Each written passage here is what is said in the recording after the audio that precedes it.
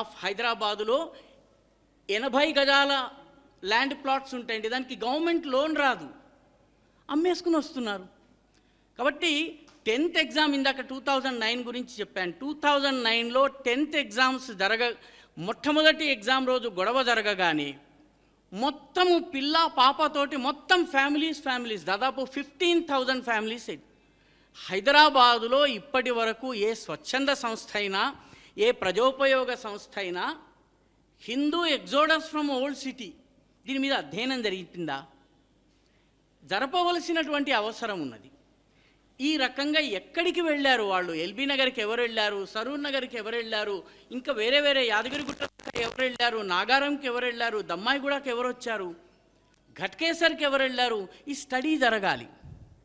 కశ్మీరీ హిందూ పండిట్లు పోరాటం చేసి తమ యొక్క జ్ఞాపకాలు నిలబెడుతున్నారు మనం. కాబట్టి ప్రజల బాధ్యత కూడా ఈ డెమోగ్రఫిక్ చేంజ్ని ఫైట్ చేయడంలో చాలా ఉంది.